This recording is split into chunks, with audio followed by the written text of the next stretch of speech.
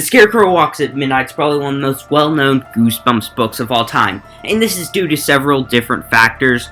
But the main ones is that it's received numerous reprints, actually I think 2 reprints, counting the classic reprint, with the Brandon Dorman cover art, and also it's had a TV episode, and the monsters did appear in the Goosebumps movie. But the main reason this book has become so popular is because it is generally well received, and most Goosebumps books about inanimate objects are really popular.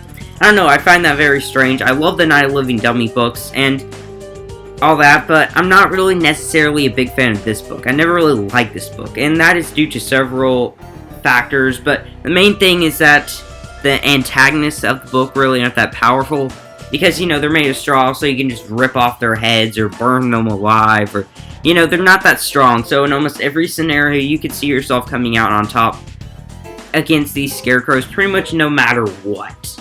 And so that's one of my complaints with the book. Another complaint that I have is this major plot hole. But before I go into more detail on that, since that's, a spoiler part, then I just want to say, so spoiler warning for, obviously, The Scarecrow Walks at Midnight, so major spoilers for that book. Major spoilers for Goosebumps Wanted the Haunted Mask, mainly the second part of that book. And also some very minor spoilers for Toy Terror, Batteries Included.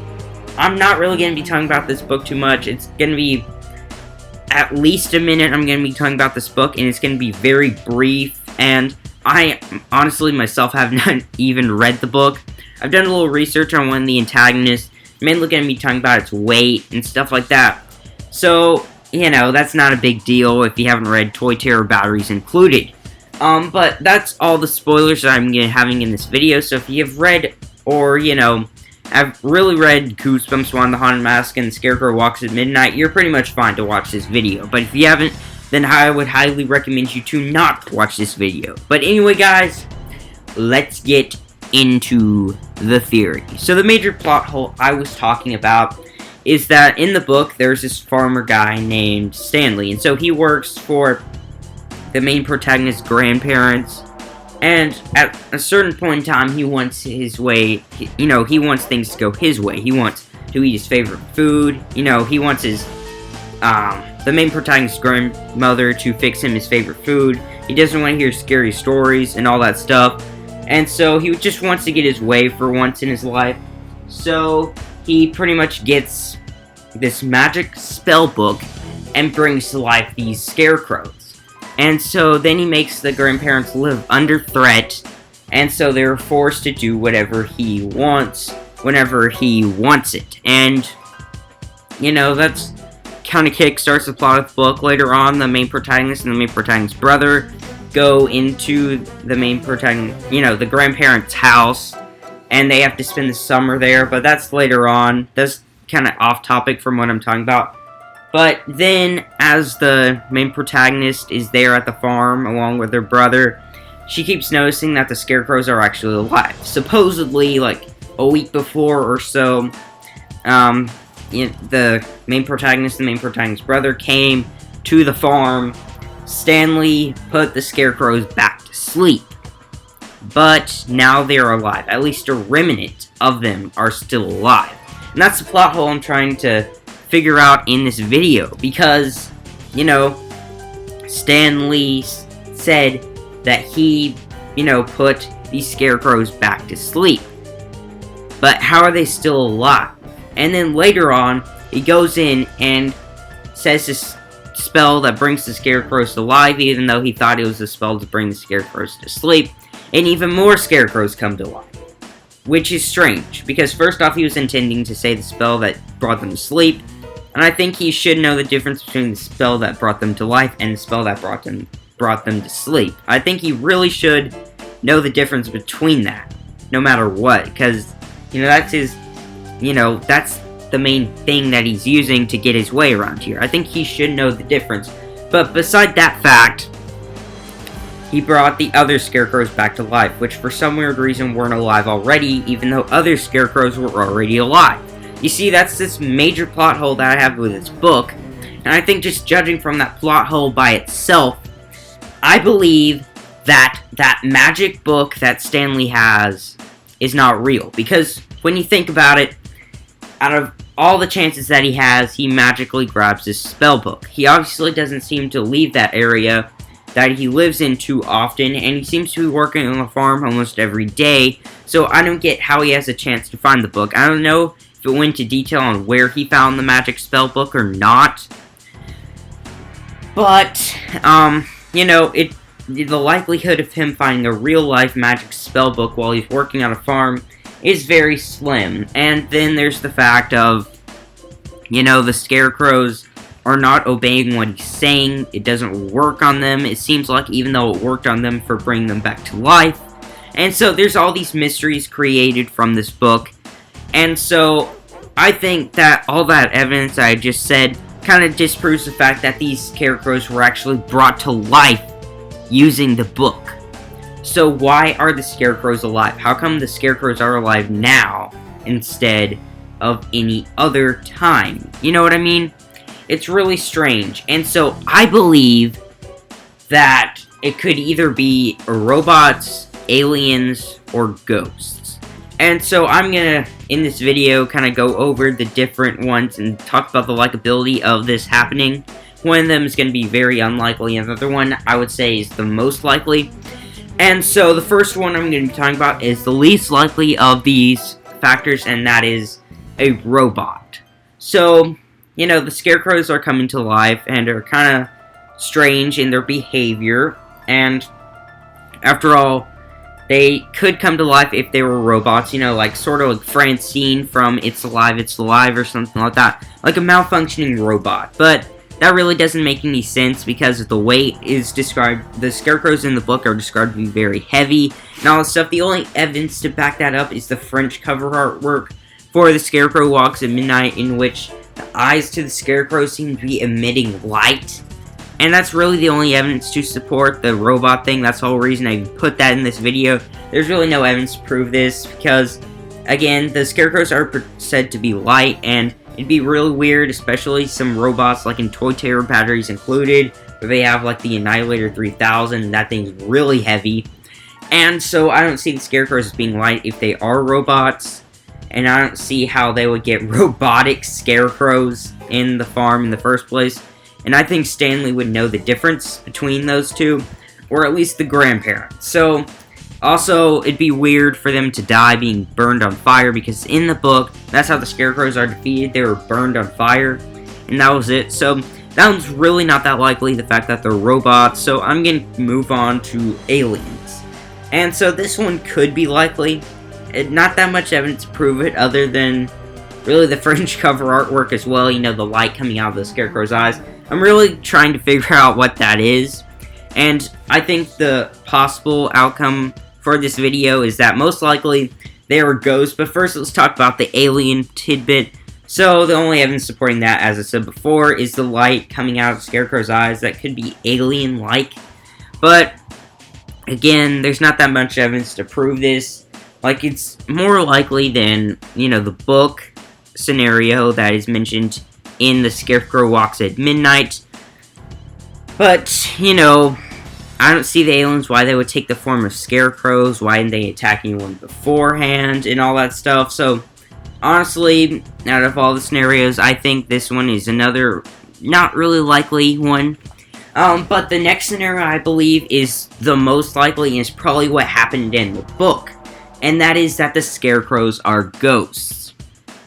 Because you can look at the front cover artwork. I've mentioned that like 3 times into this video. But again, you see that light emitting from the Scarecrow's eyes. So this could be a ghost thing. I said previously that this could be the eyes of a robot, or like sort of alien-like technology. But it also could be a ghost. You know, ghosts sort of do that sort of thing. But another huge piece of evidence is from Goosebumps Wanted the Haunted Mask. So basically, in that story, there's this kid who's going to spend Halloween in this farm. So I'm not going to get into too much detail, due to most of the details not being too important in this video, but pretty much he goes on a haunted farm. Supposedly, the Civil War battle happened in that farm, and a bunch of people died in that area, obviously, causing it to be haunted. And the souls, or something like that, or spirits or ghosts of the Civil War soldiers went inside pumpkins that are in that farm, and the pumpkins now are alive and they're causing havoc. And I think it could be the same case here with the Scarecrows. And also another thing to note is that one of the ghosts in this graveyard died young, and so he wants someone to play with him in the undead realm as being a ghost. So basically, he gets the main protagonist and almost tries to murder him. So, you know, they could be ghosts and be best friends as ghosts. And I think, again, that this could be the same case in The Scarecrow Walks at Midnight. Because, just think about it. It's a haunted patch. That would explain how, and I would say the ghosts are possessed. This would make sense due to the Scarecrows being alive, and they're not controlled by the book. Or maybe like the book awakened the ghosts of people who died there previously, and so they went inside the Scarecrows, and the Scarecrows came to life. That is another possibility. And so that's why they're not, you know, controlled by Stanley's thing, since they're ghosts and they're uncontrollable. And I think this would make a lot of sense, especially in the episode, because after the Scarecrows are killed, they went inside a mower, not a mower, but a reaper or something like that. I cannot remember the exact name of it. But in the TV episode, after the Scarecrows were killed, they went in, their spirits basically possessed a farm, tractor. It's not a tractor, but it's something very similar to that. And so, I would say, at least in the episode, they could easily very much be ghosts. And I think in the book, this is another huge possibility, even though in the episode, their spirits don't take place or anything. You know, you can just see a whole bunch of similarities, though, between Goosebumps 1, the Haunted Mask plot, and The Scarecrow Walks at Midnight. In both books, kids go to this farm, in which a traditional farm tool or thing that is on a farm comes to life and starts wreaking havoc. And it's all happening when this kid is there, and they are mostly attacking these kids at that area. And so, again, there are huge similarities between those two plot-wise. It would explain, again, the French cover artwork with the white light emanating from it. It would explain the episode, how the Scarecrow spirits went inside the, you know, the tractor thingy. I can't remember the exact name. I think it's a Reaper or something like that. But that is also a huge piece of evidence. And also, there's a huge piece of evidence in how the Scarecrows are intelligent. You can see in The Scarecrow Walks at Midnight, while they're not the smartest beings in the Goosebumps universe, the Scarecrows are pretty smart. They are able to follow another Scarecrow's steps, you know, how they walk and stuff like that. And are smart enough to go after the main protagonist and the main protagonist's entire family and Stanley and his son. And so, you know, they do show signs of intelligence. If they were just Scarecrows, inanimate objects brought to life, then they really shouldn't be too intelligent. But they are in the book to an extent. And so I think this could be further evidence to prove that these guys are actually ghosts due to them having intelligence. And, you know, that's pretty much all my evidence I have today. That was very inconclusive how I said that. But that's pretty much all my evidence. But just to sum it up for all the things I talked about, because this video is pretty long, you know, 14 minutes long. So, evidence to prove that the Scarecrows are ghosts. First off, in the TV episode, how their spirits came from their Scarecrow bodies into a Reaper or something like that. Also, further evidence is it would, you know, kind of prove how in the French cover art to The Scarecrow Walks at Midnight, the Scarecrows seem to have this white light emanating from their eyes. It would also explain how they are intelligent. And the book shares very similar plot points to Goosebumps Wanted the Haunted Mask, which is honestly very, very, very similar in plot. And almost every way, there are a few differences, but Scarecrow Walks at Midnight and Goosebumps One Mask in the second part with the pumpkin scenario and stuff like that is very similar, so I would say that is another piece of evidence. But anyway, guys, that's the end of my video. I hope you enjoyed, and if you did, comment down below what you guys think. Do you think the Scarecrows are ghosts, aliens, not skeletons, I'm so sorry, robots? Or do you think that the whole book thing is actually real? But anyway, guys, comment down below what you guys think, and that is the end of my video.